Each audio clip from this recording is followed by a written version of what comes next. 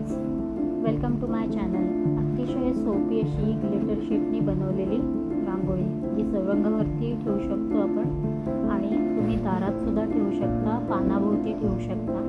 2-3 प्रकारांनी आपण ही वापरू शकतो। अतिशय सोपी आहे। ग्लिटर शीटची तुम्ही बघू शकता, मी फुलं काढते आहे ग्लिटर शीटवर। ती आपल्याला नंतर कापून घ्यायची आहे सगळी।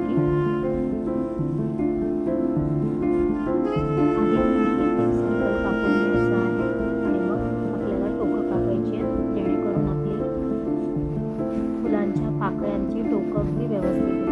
मग मी फॅब्रिक ग्लू वापरून त्याची 3 फुलं कापून घेऊन कॉर्नरला OHP शीट A4 साईजची घेतलेली आहे। त्याच्या कॉर्नरला मी ती चिपकवते आता।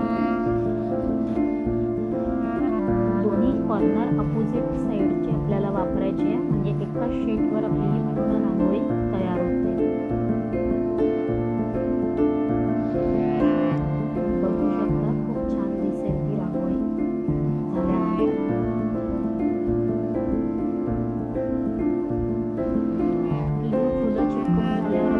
वॉलचेन वापरणार आहोत।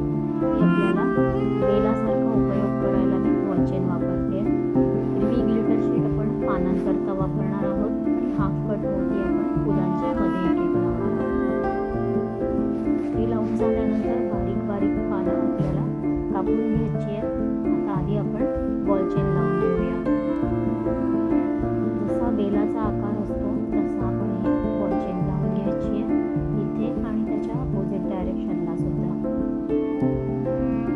एका शीटवर आपल्याला ही बनवता येते आणि कापून त्याचे 2 पार्ट बनतात। ती तुम्ही अगदी सहजपणे एकाच OHP शीटवर वापरून करता येऊ शकते।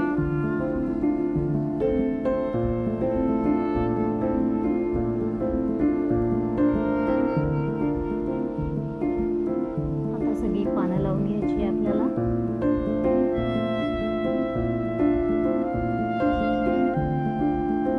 अशाच बाजूने दुसऱ्या बाजूने आपण सेम अशीच फुलं करून घेणार आहोत।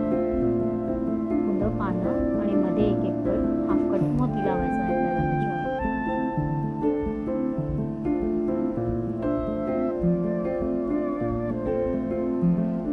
आपली रांगोळी आता तयार झालेली आहे, तुम्ही पाहू शकता। खूप छान दिसते।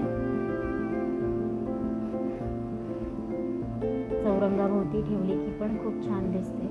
नक्की करून पहा आणि कमेंट करून मला नक्की सांगा की तुम्हाला माझी ही रांगोळी कशी वाटली। Thank you friends, bye.